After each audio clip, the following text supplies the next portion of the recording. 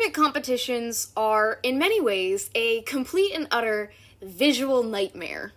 Thinking on your feet and preparing speeches within a matter of minutes is hard enough as is. For me, not being able to read my own handwritten notes, or the paper an opposing team was holding a foot away from me, made these tournaments even more challenging than they already were. When I participated in high school mock trial, I remember that I would often be in courtrooms where the lights were so bright that they would give me headaches after a few hours. I would memorize all of my speeches so people wouldn't have to see me stare closely at an index card, or see me carry up 20 pieces of paper with size 72 font. These are only a fraction of the challenges disabled students experience in mock trial, speech and debate, and other academic competitions. However, the guest of today's episode made me realize that things don't have to be this way. On today's episode of Legally Blonde and Blind, Alanna Cronk and I will be discussing her new organization called 1AC, which is dedicated to making speech and debate more accessible to its disabled participants.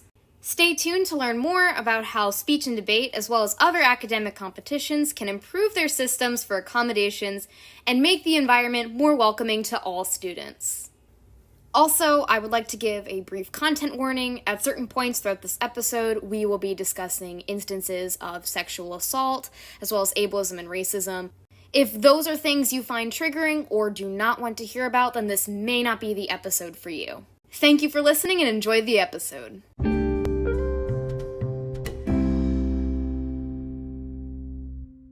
Welcome back to another episode of Legally Blonde and Blind. I am very excited to have this guest with me tonight. This is Alanna, and she is breaking Legally Blonde and Blind history because she is the first guest that is not legally blonde and or blind. Well, thank you for having me. You're still welcome. And we have a third guest in the room with us, Alanna's ESA, Twinkie, who unfortunately cannot add spoken contributions, but she is contributing vibes, so. Yeah, she is definitely pulling her weight emotionally, and performing her duties in that way. Oh, there it is. There she is. She's saying hello. That was perfect timing, actually. Well, so I've posted on my social media accounts a few times about your organization, One Accessibility, and about all of the work you are doing, but before we get into that, could you just introduce yourself, talk a little bit about what you're studying, some of your interests, past projects, etc.? Right, yeah. So, my name is Alanna Cronk. I am a student. I'm a rising junior in the college at Georgetown, double majoring in philosophy, English, and I go back and forth about adding disability studies as a minor. I take the classes anyways. It's just a matter of if I'm going to formalize it on paper and in that way. I'm interested, obviously, in disability studies. I took a course with Professor Lydia X.C. Brown, and they really, inspired me. They are so passionate, and one of the biggest things I noticed in their classes is that they implement such wildly accessible practices that on syllabus day, I literally started crying because I was like, wow, this is so much of a better environment for me. And that's when that was the very beginning of what I became conscious of, okay, disability in a more theoretical, critical sense and the power of accessibility. My interests include, beyond that, different philosophical things, super into religion and doggies and nature, and I just started kayaking. So yeah, Yes, we did go kayaking 2 weeks ago, and that actually went well. I didn't fall in. So it went really well. I'll take that as an accomplishment. Yeah, and I guess the other things I've done include humanities research, which is a big reason why I transferred to Georgetown, is I wanted to be able to do more research and independent academic projects. So my first one was an ethnographic study, a real formal one with IRB approval and everything, of street harassment and catcalling. That one was called Hey Beautiful, Calling Out Catcalling Culture, and that accumulated in a 30-page paper, 20-page zine, a poster, and I presented it at a bunch of conferences. The second project I've done was called Logic in Wonderland, and I examined symbolic logic in Lewis Carroll's Alice in Wonderland. You should plug your website. Oh, yeah, and then you should totally visit my website, Alanna Cronk, ALANNACRONK, AlannaCronk.com, where you can view copies of my work, and I have a few other projects, but those are the two main ones that are, like, coming to mind that are not one accessibility. Alrighty, and before we get into one accessibility, I know this is going to be challenging for you because I still don't understand speech and debate after knowing you for a few weeks. But could you give an elevator pitch of speech and debate? Right, okay. First of all, it's weird. It's its own little world. I guess that is the same with, like, all other little interests, but it's... the way the world functions in speech and debate is very different from, like, the real world. I'll give that, like, precursor. To explain it as simply as possible, speech and debate is an extracurricular academic activity for students that are based in academic discourse, argumentation, and the core of it expresses itself through speeches. Speech and debate are a little bit separate, but they happen at the same tournament. Speech or individual events is a series of usually 10-minute long speeches that take several different formats, such as original oratory, humorous interpretation, dramatic interpretation, and so on, where they're different, either self-written or adapted published works that kids do and perform. And on debate, it's different styles of debate, either one-on-one or two-on-two, and that range in different lengths about different policy topics. And those include things like Lincoln-Douglas debate, policy debate, parliamentary debate, and public forum debate, and they just introduced big questions. And the longest, oldest, hardest form of debate there is called policy, and that involves trademarks called spreading, which is a extremely inhumane speed of speaking that is, like, Eminem, Rap God, that yes. One verse that's famous for being very fast. It's faster than that, and it's 2 hours of debate at that speed. And that's, like, one tiny little, You should play the video. Yeah, so this is a video I have permission to share from my friend. Her name is Andrea Chow. Shout out to her. She'll be going to Yale in the fall. She's a genius. I love her. This is a very short video of her spreading, not a case. Case is what case is a thing you present in debate. That's like your series of arguments. This is her spreading, speed reading lyrics to a song. And it's going to be indistinguishable. And that's the point, is you cannot understand spreading, but this is how people talk in debate.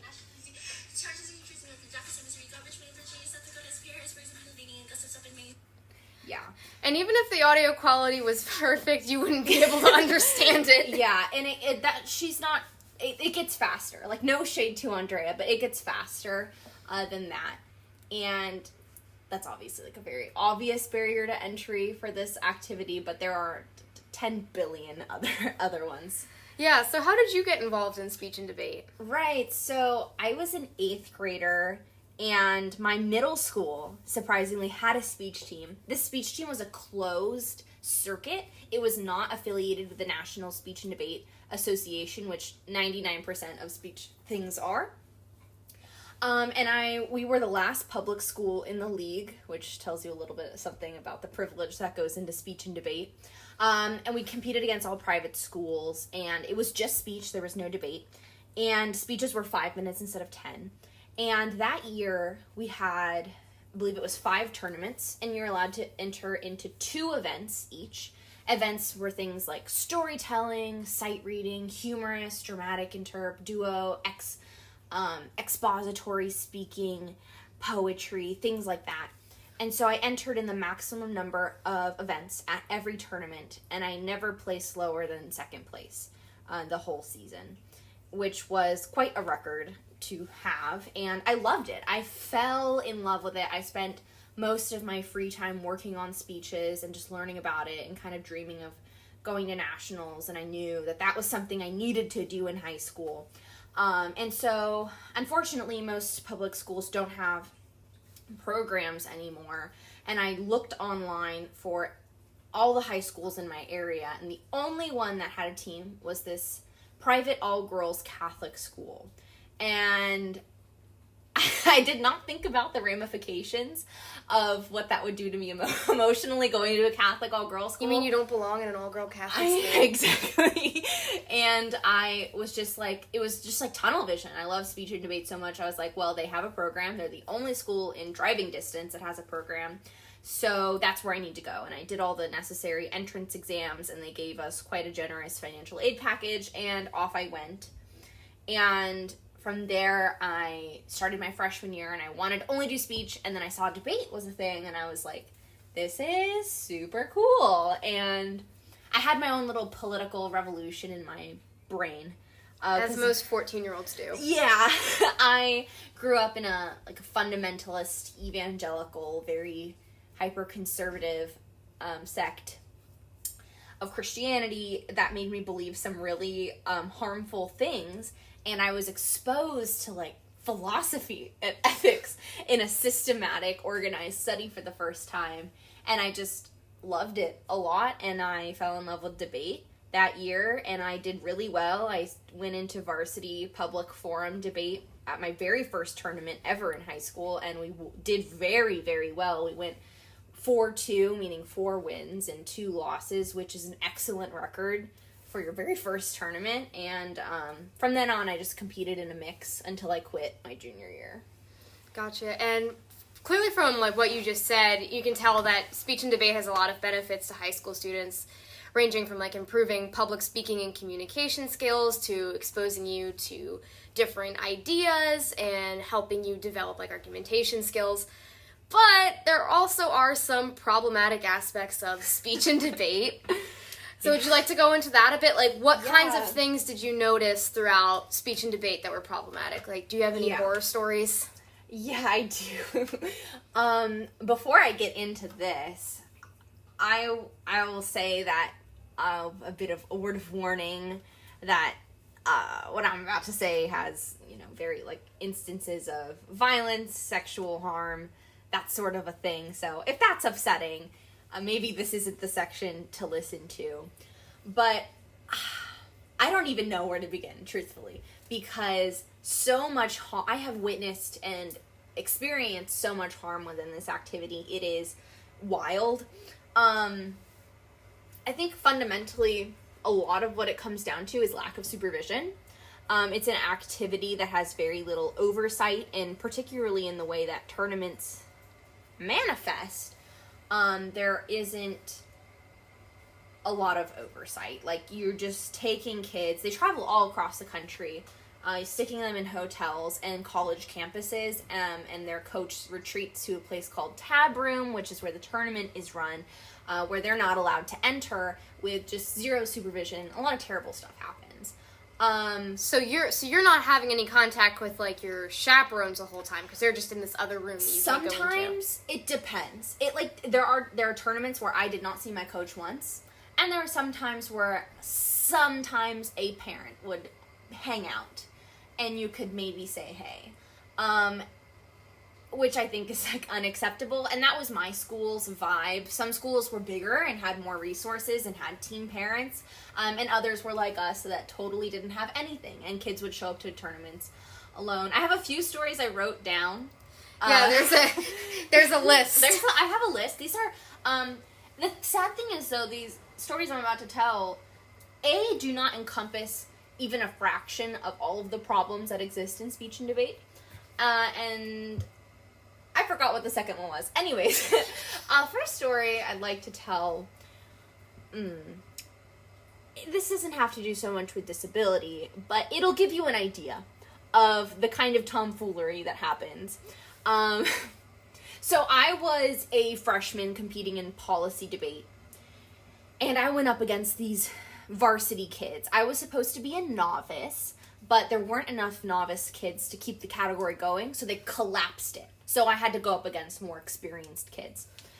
And I came from a very small school, which means we had a very small ability to generate prep. That's a kind of term of art, meaning we did not have everything in speech and debate manifests, or in debate manifests in what are called cards. These are very specifically formatted pieces of evidence. So if you wanted to make any argument in the round, you basically need this card to say it. And so a lot of teams have decades of back files they can tap into, and then they have 30, 40 people cutting cards, and my team had me. And so going into this round, I was at such a disadvantage, and I didn't know. There's so much lingo. There's so many technical things that go into policy debate. I cannot imagine entering speech and debate. Yeah, it's confusing to me, and this is like an environment without any pressure. Yeah. My coaches a lot of the times called it's your trial by fire. Anytime I tried to ask how things work, they go, it's a trial by fire. You will figure it out. And you have to, okay, I'll get to the story in 1 second, but like another fundamental problem is there's these camps that run that are thousands and thousands of dollars that you have to attend to be competitively viable. And if you don't go, you will never figure out how this activity like truly fundamentally works, which is a problem for low-income students. Anyway, so I'm in here not knowing what the heck is happening. I'm just here with like passion and enthusiasm for discourse. And they ran the affirmative gets to speak first and kind of set the tone for what's talked about in a round. And their case, right, their set of arguments was basically came down to something with, Native American blood quantum. I don't even remember all the specifics. I just remember they read a pain narrative.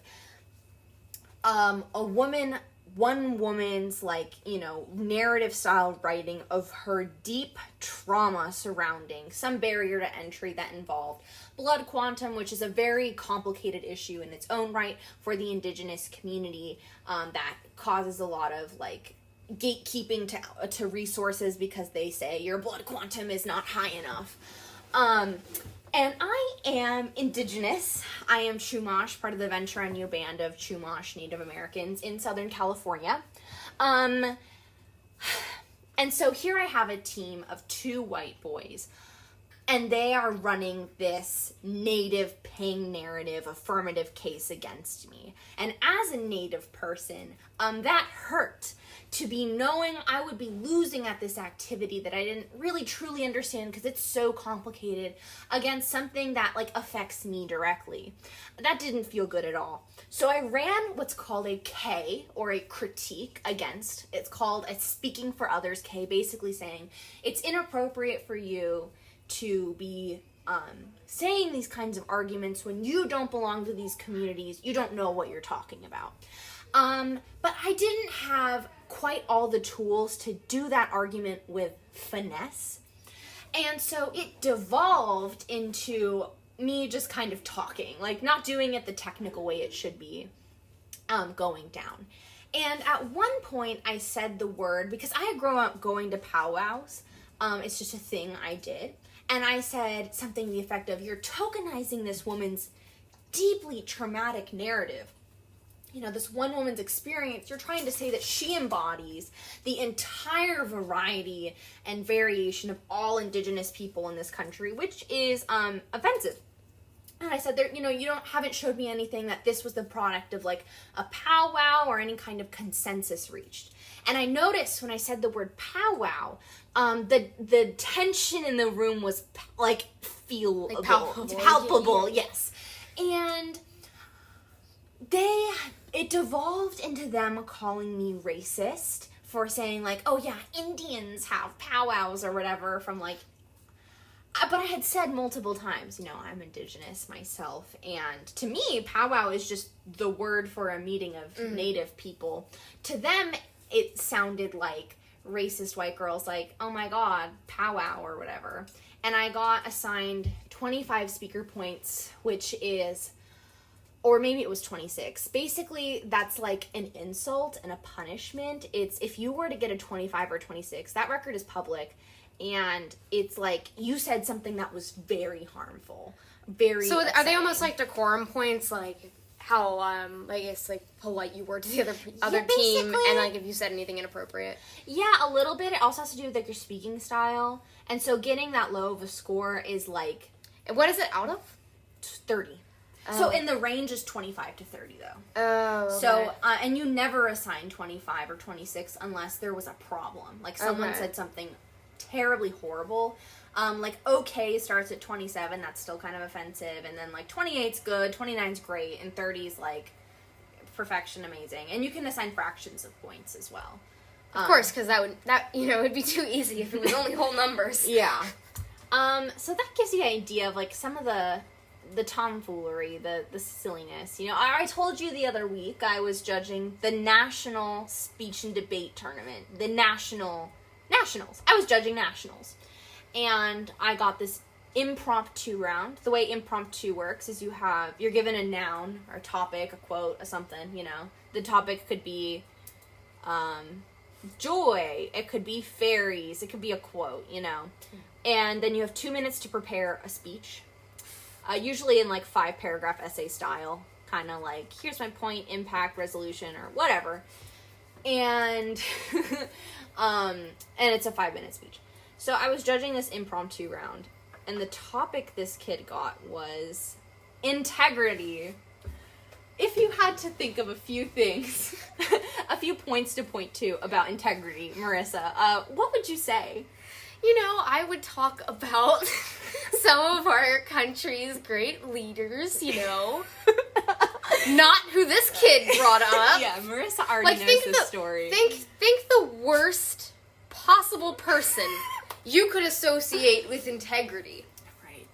So this kid starts his very first sentence of his speech is, Adolf Hitler had integrity.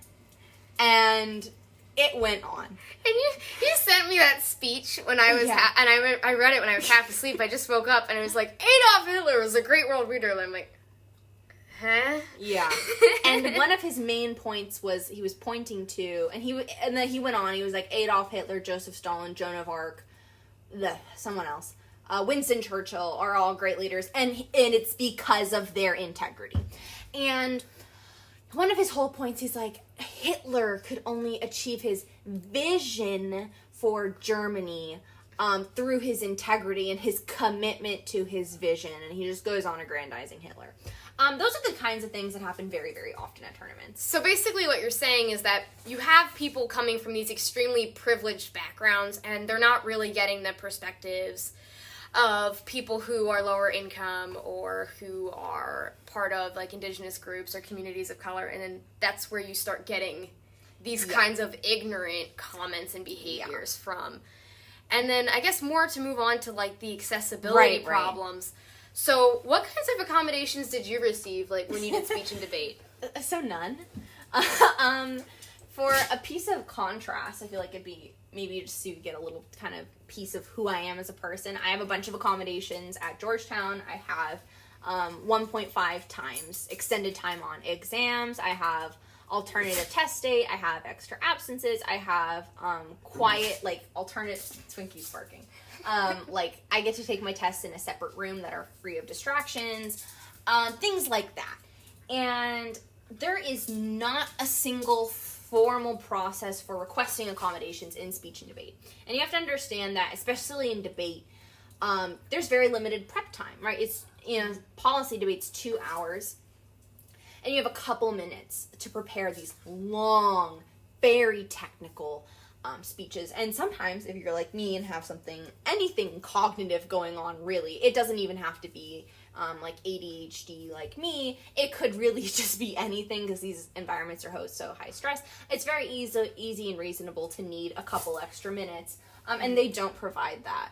I've seen on tournament invitations, sometimes they'll have a little note about, you could email the tournament director and if you have any access needs, and, try to work something out. But that's just not the same as having a formal system for requesting, approving, and implementing accommodations. It doesn't make, kids are, in the K through 12 education system, are taught to be compliant and to not ask to take up any extra space and to just go along with the rules. You know what I mean? Yeah, because they often feel like asking for accommodations makes them somehow a burden. Yeah, and I feel like in a lot of people's minds, before they, grow into themselves, sometimes they won't embrace the word disabled or understand that they might have access needs until a little bit later. They might need to or be they might think, oh, let me just tough it out. But when you have this culture that basically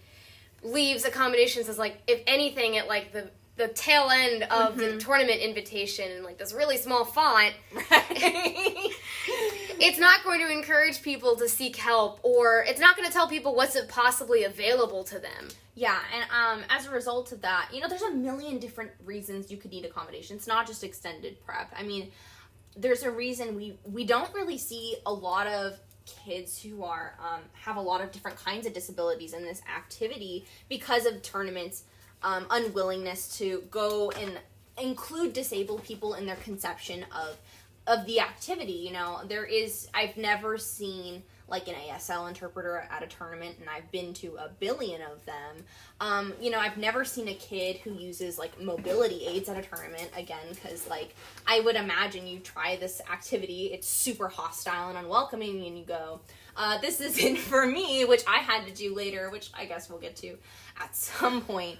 I remember you said too there was only like a few minutes to get between rounds. Right. A lot of the places weren't even wheelchair accessible. Right, and I feel like that should be an accommodation, right, to have your rounds in a ground level room. I feel like that's a very reasonable accommodation. Or to have more time between rounds. Even if you're like, everyone just has to go to the bathroom occasionally, or grab a drink, or get a snack so you don't pass out. Yeah, or electronic communications of room assignments would be a great thing. A lot of times there's something called postings, which comes from the verb to post, right? They would post a piece of printer paper with everyone's room assignments, and then there is this, like, what do I call it? Like, just ginormous gathering of people around this one piece of paper, of people shoving each other, of them just trying to take a picture and, like, run away. That sounds like complete hell to me, and probably sounds like complete hell to most of my listeners. Yeah.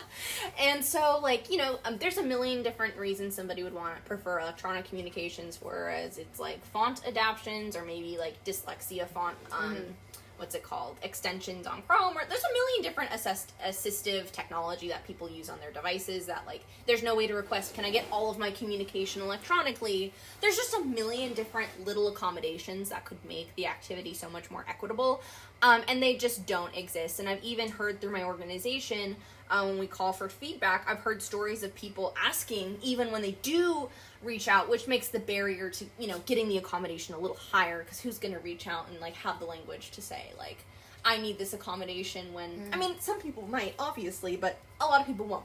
And I've heard of people even going and making that extra step to reach out to tournament directors and then getting denied. They being like, you know, I don't know, I don't think you really need that.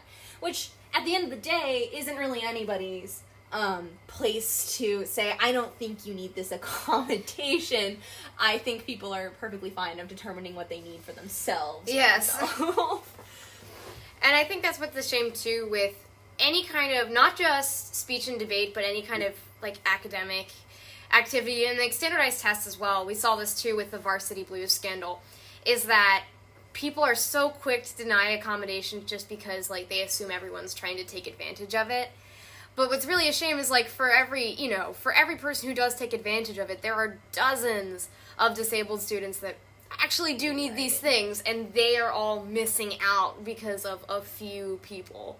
Right, and I honestly, this might be a bit of a radical approach, and you don't have to agree with me on this, but I feel like I would rather not ask for medical documentation or verification. Just let people have what they want, and if somebody cheats, like, if it's better for, like, the mass of disabled people who need the accommodations, I don't care all that much that maybe one or two kids is trying to cheat the system. If you feel the need to cheat, you probably won't make it to the highest levels of competition. Anyways, it takes so much determination, so much work, just takes so much from your soul to do well in these things. I don't think that if you asked for an extra 2 minutes of prep time, that would be the thing that would be the thing that sets you over. Yeah. Like, if you're not willing to do the work and take the easy way out, it's not going to work for you in the long run. Or, like, how could somebody get a competitive edge by asking for their rounds to be held on a ground level room? I don't think there could be. So, you know, I feel like we should just give people accommodations. What a radical take. I know. And that's why at my tournament, I'm having every single person. Oh, by the way, my organization is hosting a tournament with all, well, I can't say all because it's online and most happen in person. So, but most of the accessible practices that we think should be implemented, we're hosting a tournament with doing it our way. Yeah, that's great. So I wanted to get into a bit more detail about the specific policy changes you guys want to see done. Firstly, can you explain to people the name? Right, so the name is a pun. It's... Only debaters would get it. That's why I said. Yeah, so I call it 1AC for short because that's where the pun lives. Where do I start with it? So in debate, there are names for speeches. I'll just say them and I'll explain them in like a second. There's the first affirmative constructive, then the first negative constructive, then the second affirmative constructive. It goes on and on and on until you get to like rebuttals. And between AF and neg, going back and forth. So they're abbreviated into the 1AC, the 1NC, the 2AC, the 2NC, whatever. So 1AC is usually in all speeches, though. And across all debates, there is a 1AC. And it just stands for the first speech of the round that sets the tone for what the heck you're going to talk about. It lays out what is going to be dealt with in the round. It's called the 1AC. And so I noticed the word accessibility starts with AC, and I was like, oh my god, this is so exciting. I love, as I'm sure people know, I love puns. Yeah, so I put 1AC, and then there's a dash, and then the rest, the word accessibility. So when you look at it, and you do debate, the pun makes sense. It's hard to communicate orally. That's why I shorten it usually to 1AC, but if I'm going to say the whole thing, I say 1 accessibility, because how else, like, are you supposed to pronounce it 1 accessibility? Yeah, like, that doesn't make sense. It sounds so strange. Yeah, it does. So 1 accessibility is the most painless way to say it. Yeah, that's the pun with the name. Anyways, so firstly, I know one of the biggest changes your organization would like to make is making a more formal system for requesting accommodations, because as you were talking about earlier, it's inconsistent at best. Mm-hmm. So what specific types of improvements would you like to see? Yeah, so I think that the National Speech and Debate Organization, who most competitions run through, they have a website called Tab Room, which is... Tab Room is the name of a physical place at a tournament where the tournament is run from. And so the website is basically where all the online stuff gets dealt with. That's where you register. That's where you can see your online, where you're supposed to go. It's where you get a lot of information for the tournament. You have to be using Tab Room to do the tournament. And a lot of ballots, the way you just decide if somebody wins or loses and reports that to the tournament, that's run on Tab Room usually. I think that Tab Room itself should implement a way for kids to request accommodations and then to notify their judges so the judge can know, like, this kid, systematically, this kid has been approved for extra time for whatever the heck. Maybe it's extra speech times because they have an alternative method of communicating, maybe with an AAC device, whatever the accommodation is, because sometimes judges need to know so that they can, A, not bother kids about it, and B, facilitate and protect that accommodation being executed. And so I think that is one of the biggest ones, that the softwares that these tournaments are run on, there's another one called Joy of Tournaments, another one called Speechwire, but Tab Room is the biggest one. They should have a way to formally process these things and not just kind of be you could even just make a Google form. And that's exactly what I did, actually. So for my tournament that I'm running, we have something called a participant form that we're having every single participant fill out, with things like their name, if they want to share their pronouns, their name pronunciation, if they were to win an award, they wouldn't want to mess that up, contact information, parent contact information, and then on the second page, every single person has to go through and look at what accommodations might be possible, so that way they can take a moment to contemplate, like, do I think this would, really help me, myself, for whatever my needs are, so that they can, Yeah, I think that's really important, too, because a lot of people just don't know what accommodations are out there, or you might not think it's possible to do that in this activity. And when they aren't available for you to see, you might just go, oh, well, I'm not going to do speech and debate. This seems too hard. Right, and I remember showing up to my very first, Section 504 is what allows for accommodations in public schools, and I remember showing up to my first 504 meeting because I'd never had accommodations before. I just knew I was suffering and unhappy. And they asked, like, what do you want? And I was like, what can I have? So I feel like that was very deliberate. I thought of as many things that would apply. I can think of many more, in person, but just because I haven't really competed online. But I thought of as many as I could, and I had them as boxes of, do you want this? And I made it very clear we're not asking for any medical documentation of anything. It's really just like you say what you want think it. you need. And I have a little box that just says, I affirm that I have access needs and I'm not doing this to cheat. That's really, you just click it. Or you can describe whatever accommodation that you think you want. I'm really not even having them do that weird little justify why you need it, like beg for it, please. That sounds like pretty much any kind of government documentation. Yeah, like I just feel like I get it. If you're asking for extra time, you probably have difficulty focusing, and I can put the dots together myself. I don't really need to hear you beg for Yes. it. So yeah, I think a formalized system for requesting, approving, and implementing accommodations needs to be put in, because when it's formalized too, when it's not you have to approach somebody and have a conversation, when it can be done through a form, that makes it easier to be dealt with. You don't have to like, hi, I'm sorry for asking, but Especially for people that have some form of like social anxiety or surrounding that, it can be terrifying to send that email. Yeah, and so I think that it should be formal so kids know, oh, this is a thing I'm allowed to ask for. It's not like a weird under the table thing. And then when it's formally approved, kids can know, okay, I have this, and potentially it could if it was on Tab Room, it could be attached to their profile and just travel with them from tournament to tournament. I think the thing about making the accommodations like more like publicly available is that I think it helps disprove that notion that accommodations are somehow some sort of advantage, or that if someone's getting extra time during a debate that they are cheating, or that they have an unfair advantage over other people. Right, and like I said before, like, I don't think 2, 3, 4 extra minutes of prep would really change. For somebody who didn't really need it, it wouldn't really make a difference. But for somebody like me, I remember being freaked the hell out that I just saw I had like 30 seconds to prepare an 8-minute highly technical speech arguing about whatever the heck the topic was, but like if I had known I had a couple extra minutes and that they were aware I had access needs around time, I could have maybe relaxed. Yeah. And I would have had a much better time within the activity.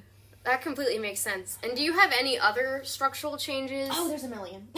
I'll try to go through them quickly. I already touched on one of them. Is time in general, I think, needs to be conceived of more flexibly. There's a rule that I believe it's 10 or 15 minutes. If you're 10 or 15, I think it's 15 minutes late to a round, you're automatically supposed to be disqualified. And that is just silly. There's a million different reasons somebody could be late to a round. I'm just thinking off the top of my head, if somebody had something with mobility, it might be difficult to find the, where's the elevator? Is the elevator unlocked? How do we get there? I would be so terrified of getting lost and not being able to find the room in time. They're so and then you get fined if you leave the competition, which we'll get to that. They give you a map of the school, and they're so hard to figure out. It's just these, very abstract boxes drawn with tiny little font of like, oh, this is this building, and you have to figure out what the heck all the abbreviations mean. So finding a room on time, if you have absolutely no access needs in the world of mobility or whatever, is still almost impossible. If you had access needs, getting on time would just be unfeasible. Potentially, I don't want to see the front, everybody. You could have a flare up if you had some sort of digestive or whatever thing, and you need to go to the bathroom to deal with that.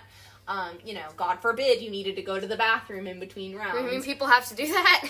You aren't little robots that go to debate camp and so spend all day. What was it you called it? Cutting cards? Cutting cards, yeah. So you could be late to a round for a million different reasons. Also, you might need extra prep time, and maybe you didn't get an accommodation. Who cares if you need another 30 seconds? Speech times, if you have alternative forms of communication, perhaps you need a translator because you feel more comfortable signing. Perhaps you use alternative augmentative communication devices that have, a mechanical voice speaking for you. Maybe, I'm sure there are other alternative forms of communication that maybe you need extended speech time. So maybe what other people can say in 5 minutes, maybe you need 10, maybe you need 15, maybe you need 7, who knows?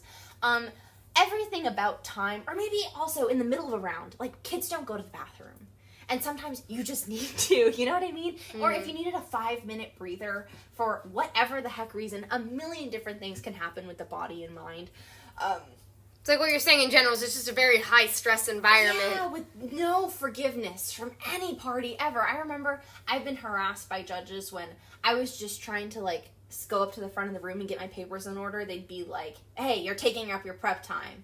Like, you need to start your speech now. And it's like, I took 2 seconds to like get my papers in order. Like, so time needs to be conceived of more flexibly. And that's there's a difference between, I feel like everything in general should be designed as universally as possible for access, and then implement accommodations when it's just not feasible for everybody, right? Because bringing it back to time is just a really easy thing to talk about. You do need proportionally more if you have problems focusing, so maybe time can't be unlimited for everybody, or maybe not everybody can have a because you guys would talk for an hour if given the opportunity. Right, so accommodations when it can't be for everybody. And also accommodations are a really sustainable form of like, oh, I didn't know that this was an access need. Let me think about it, because now I'm giving you the space to tell me what you need. But I think time needs to be conceived of more flexibly so that just everybody who, maybe they didn't go through the formal process of requesting an accommodation can just, everybody benefits from accessibility. Another thing is, incident reporting. Like I was saying before, some really nasty things can be said to you in round that are extremely racist. I've heard of slurs being thrown around. You can hear extremely homophobic, like whatever. It's everything. Like every form of discrimination, I have heard of it happening at tournaments. I've also heard of, unfortunately, there's a huge sexual assault problem at tournaments that I'll shout out.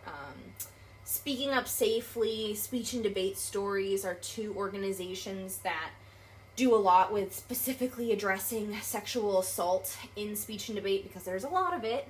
Again, from this like unsupervised children in a new location for a weekend is just not a great formula. Or being alone in a room with like very few people. Mm-hmm. And, coaches can act inappropriately. I have heard and been exposed to pedophilic coaches in the past. And there's not a great way to report it. I've seen it getting a little bit better. Occasionally you'll see an incident reporting form, but the biggest problem is kids are not allowed to enter tab room, right? That place where all the adults are, because it's seen for fairness reasons, right? Maybe you might try to cheat, or I don't know what they think. Like schmooze a judge or something. Yeah, something like that. So kids are not allowed to enter tab room for any reason. I've seen kids been yelled at before for entering tab room. And so how are you supposed to report incidents, right? Yeah, how are you supposed to get help if all of the adults are like shuttered in this room you can't even enter? Right, like I'll give a quick recap of, I had won the state championship in California when I was a sophomore, and I came back my, junior year at a tournament in Long Beach called Jack Howe.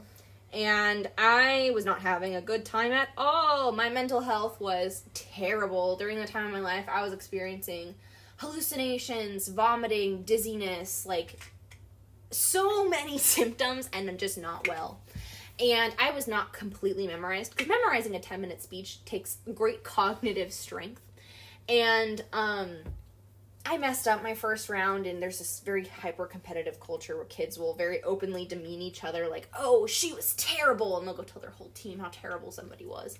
I freaked out, and I had nowhere to go for support, because I'm not allowed to enter tab room, and that's where all my coaches and, adults are. So I just found, like, the most remote little bathroom I could, and laid down on the public bathroom floor, and had a panic attack crying on the ground.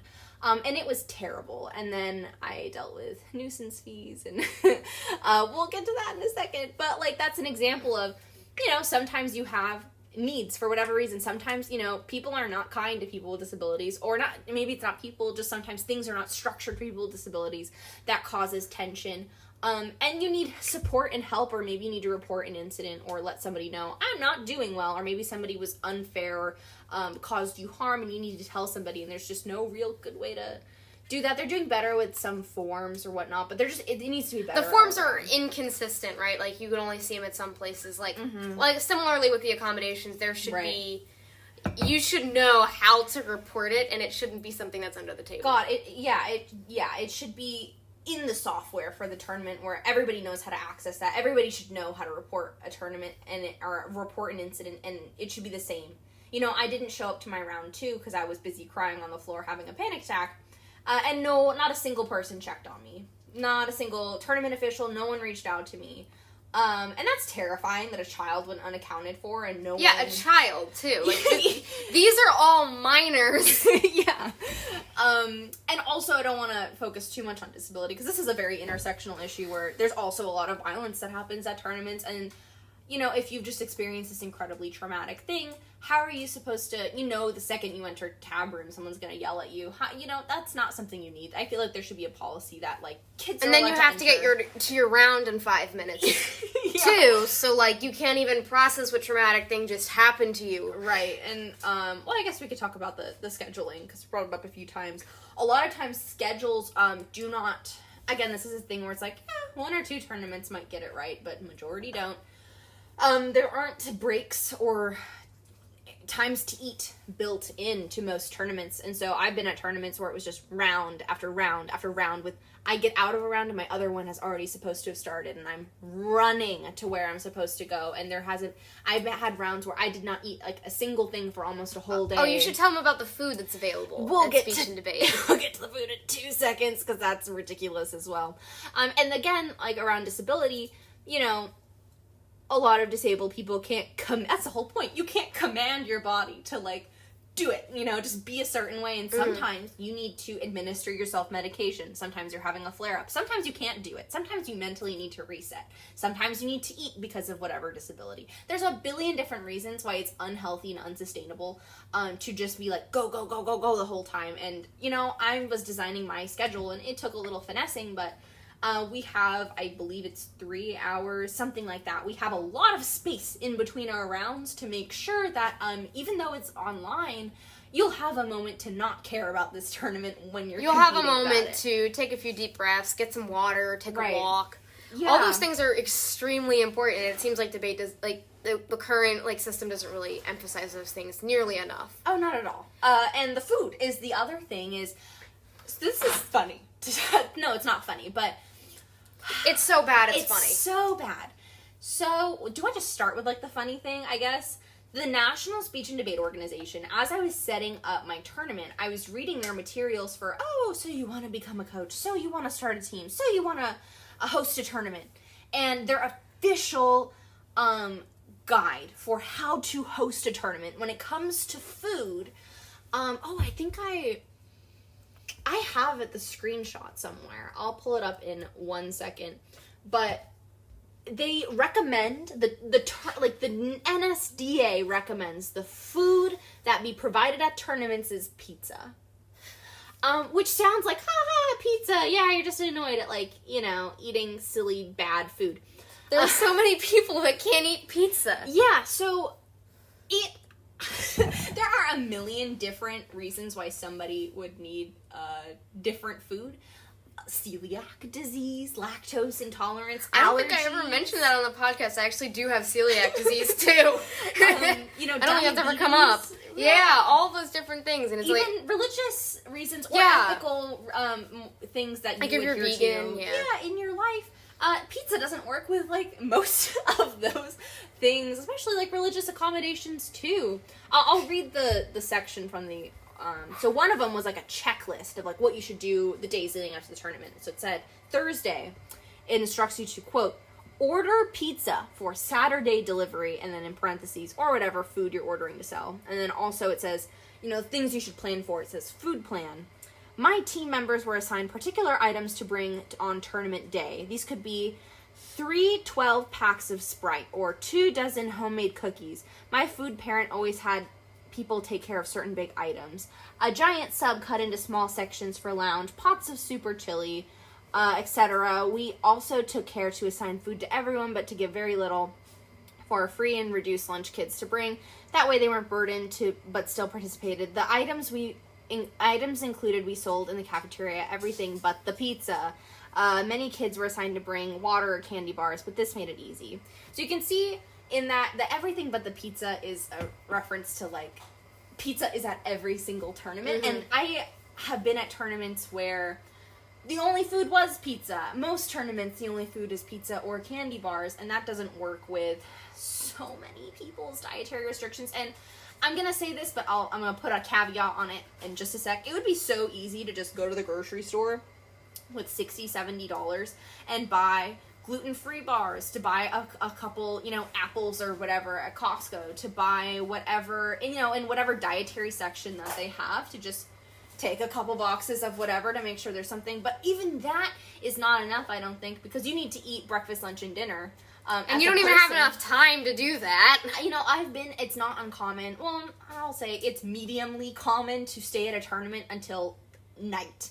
I think the latest I left a tournament was maybe 2 a.m. once. So it's not just lunch, there's also dinner you need to plan for, and you can't sustain on, breakfast bars, the whole time. So I think there needs to be, and it's something that's, a little bit hard, because if maybe you don't have a lot of the resources, but I think this is something that tournaments have the duty to take a moment to say, we need to plan for this, and it's unacceptable not to take a moment to plan for this, and it might be a hard thing to deal with, but it's worth planning for, so that all types of people can eat at this tournament healthily. And I've heard of, I won't tell anybody's story that's not my own, but I can just tell you that I have heard of so many of my fellow speech and debate people having significant problems with this. Like, when you can't eat for an entire day, will you be able to perform by the end?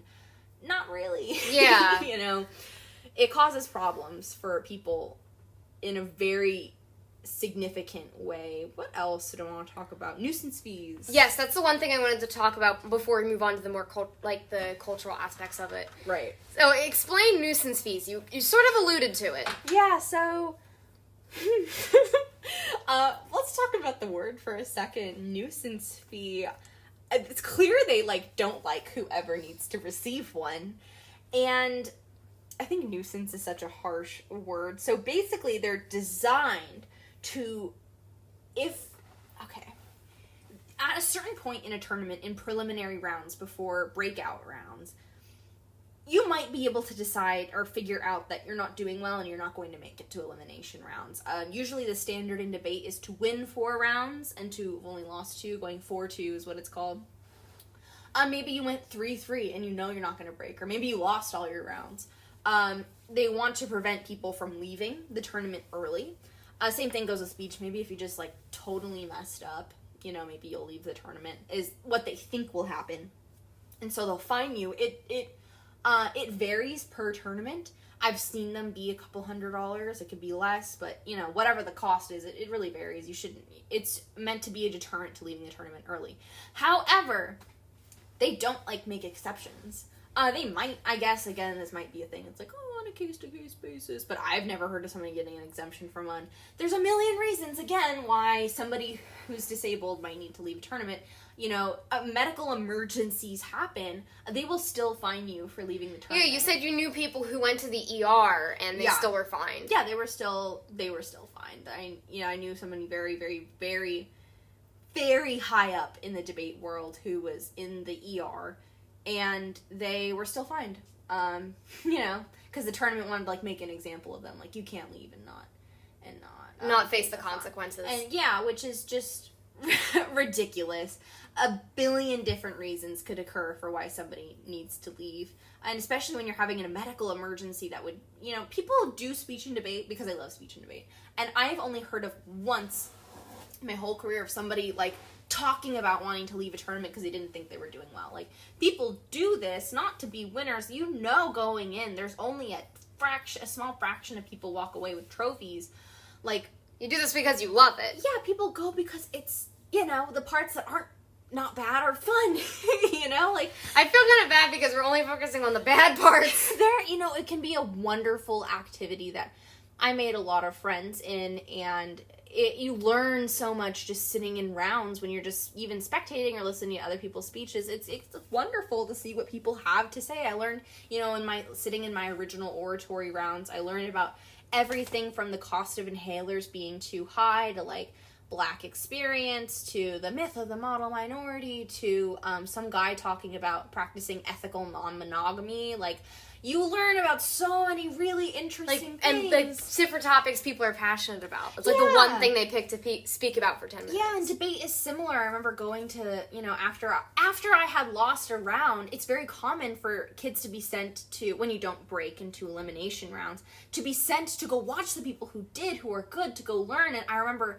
going to this one girl, she did feminist rage or something, and so it was like a performance affirmative case where she was like screaming and yelling about feminism in like a very performative and really cool, not performative, like performative activism, like in a performance type way, and that was just amazing to watch. So it's actually the opposite. When kids lose, oftentimes they stay to watch the other kids. Yeah, they stay to learn. They love it so much, so I don't even think they're necessary in the first place, but it literally finds and punishes disability when people do need to leave for reasons related to disability.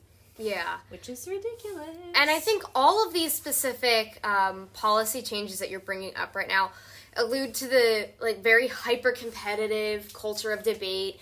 There's not enough emphasis on caring for your physical, mental, and emotional health during these tournaments. There's no emphasis, actually, on caring for anything about yourself. It's very much, my friend calls it grind culture, where it's just about, work, get those trophies, be the best. Constantly cards, stay up all night. People literally will stay up all night cutting cards. People get no rest in between day 1, day 2, day 3 of tournaments. People, truly hurt their bodies in the process of. Nobody I know went to school on Monday or Tuesday after a tournament and was like, I feel great. You always come back feeling terrible. Completely exhausted. It's because it truly is. It's harmful for your body to go through this and to be so stressed and hyper focused for such a long period of time. Right, and a cultural kind of thing that we want to see shift that isn't necessarily the duty of organizations, although if they cared about it, they could certainly come up with ways to help it, is there is a culture casually of demeaning your opponents. And it's terrible. In debate, it manifests in very common statements of, this is the sentence I hear all the time, which is, my opponent clearly doesn't know what they're talking about. That is said so often. I'm not even saying that happened once or twice. I hear that nearly every debate. Somebody will just say something casually of they're so stupid, they don't know what they're talking about. Or even what you're saying before, people after rounds, they'll just casually say, oh, that person did so poorly. Yeah. It starts even before the round, with postings, right? Posting is, again, the assignment of who's in what room. People will size up in speech or in debate to see who they're paired against. They'll size up who's in the round, and they'll go, let's say, I don't know, a name, Twinkie. Twinkie's in the round? Oh my god, she's so stupid. You'll be fine. And they'll go, oh yeah, everyone in my room, pardon my language, everyone in my room is shit, I'll do great. I've heard that a million times. They'll go, XYZ is in my room, they're terrible. Or they'll go, everyone in this room is bad. And it's because the ranking system, it's like golf, right? You want a low score. You get first, right? First best, second best, third, and so on. And so who is good is contextualized against who's in your room. And so you're motivated, because everyone wants to believe they're good. You're motivated to believe that everyone else in your room sucks. And you will say, and it's just so casual to hear it. You'll hear postings go up, that mosh pit occurs of kids, just so many kids around postings, and you'll just hear it flying. Oh, everyone in my room's terrible, I'll be fine. Oh, I'm going against this girl, she's so stupid. And it goes on and on and on and on and on. And I don't think we should talk to each other like that. So what kind of steps do you think organizations or even just individuals in this activity can do to make it a more welcoming and less competitive environment? Right, so I think that, first of all, we should just be nicer to each other. I think we should take a step back. Because, in high school, I don't know if anyone else had this experience, when you graduate and you've had a little space from high school, you look back and you're like, oh, it wasn't that serious. Yes, I had that experience. I did mock trial in high school, and I had the same thing. I was that way, too, extremely competitive with it. And then you look a year ahead, and you're like, it doesn't really matter. It's a single tournament. So I think kids need to take a moment to self-reflect and go, winning, we're here for funsies, and I think some people do it for college. It's like 80% of the people are there because they truly, truly, truly, truly love the activity. It's a weird activity to like, but they're there because they enjoy it. And that's why people go, and I think we should be reminded of that. It's not about the winning, because at the end of the day, only one person is champion in each event, and a handful of people get trophies beyond that. So if the only thing you want out of it is a trophy and a title, this is not a place to be. I know, and there's so many skills like we were talking about that you get out of it that aren't even just the trophy. Yeah, even just when you get to sit there and watch another debate. Yeah, I learned so much, and truly this activity, it, again, like I said at the top of our conversation, I had a political awakening in it that totally restructured the way I think and my values by participating in this activity and hearing what people had to say. And those are benefits that everybody can access through uplifting and listening to each other. Keyword on listen. Yeah. So maybe not spreading as fast. And the second thing that organizations could step in to do, and this is something we're doing at my own tournament, something that I came up with by myself, is making your rankings primarily determined on a qualitative assignment of points that you're allowed to tie for. I'll explain what that means. So if you're in a round, maybe the scale I have assigned for my tournament is a scale of 1 to 10, where you can truly assign 1, 2, 3, up till 10, not only like, oh, the upper end is only acceptable. No, like, you can assign the full range. And when you do that and you allow ties, it's possible for people to, if you had, 3 legendary people in the round, for them to all get 10s, and success is not predicated on other people being bad. Your assignment is truly just how well you do. Yeah, and then we're keeping the comparative rankings as a secondary tie-breaking system, because ties do happen relatively often, and so you do need a system for tie-breaking. But if the comparative ranks of 1, 2, 3, 4 through 7 were not that, important, then you'd be... It would be less like a focus on like how the other people are doing, and more of a focus on how you're doing. Yeah, and then you'd be allowed to respect other people in your round and know that their success is not literally your loss. Because at the moment, that's how it works. That's how it feels, especially when you're in such like a fast-paced and stressful environment. Yeah. So we went through a lot of the different changes your organization wants to see, and we talked a lot about the tournament that you are hosting. What other steps is your organization taking to raise awareness about these issues that you talked about? Yeah, so we have an Instagram where I post little Instagram graphics. They're very pretty. Thank you. It used to be every day. It's really hard to generate graphics every day, so now it's more like a couple times a week. It's one accessibility with a dot after one AC, a period. That's the handle. And so you can go and follow us there. Oh, the petition! How could we forget about the petition? The petition! So the Change.org petition is very important, because I am directly emailing every single speech and debate organization. But like, why would they listen to some rando? It's important to show community support for this idea, so that they'd be more willing to listen. And I've actually already got one person from New Mexico who's interested in having a conversation about reforming debate in New Mexico, which is super exciting. But I'm going to be following up with them again with another round of emails. But yes, the Change.org petition, which you can find linked on our website at 1ac- and then it's the rest of accessibility .com. You can find it there. You can find it on our Instagram linked, find it on my Instagram bio, Alanna Cronk. It's in just any one of our websites. You'll find our link tree, and it's on our Change.org. It's titled, what is it titled? Help Make Speech and Debate More Accessible on Change.org. And it has almost 200 signatures. We're at 196, 187. I feel by the time this episode's uploaded, you will be at 200 signatures. I hope so. And I think the next phase, once I get my tournament up and running in the next 2 days, my next phase is really then the rest of the summer. I've done the generative work of putting together the case, of putting together the tournament, putting together some content on Instagram. The rest of my summer is going to be focused on promoting what I have put out for conversation. Great. And if people are interested in participating in your tournament or giving any other kind of feedback, like what steps can they take? Yeah, so we have a tournament. We have a tournament interest form that's in our link tree as well. Our link tree really just truly has everything, and I feel like it's a great, because there's a bunch of different links to click on. You could totally just gravitate towards whatever suits you. You're allowed to submit features. Nobody has yet, but if anybody felt the need to a platform to talk about accessibility, we're totally willing to share our platform. If you wanted to submit a blog post, if you wanted to submit an Instagram post, whatever it is, you're allowed to do that. Sign up for our tournament, which will be August, I think 7th. It's the first weekend in August.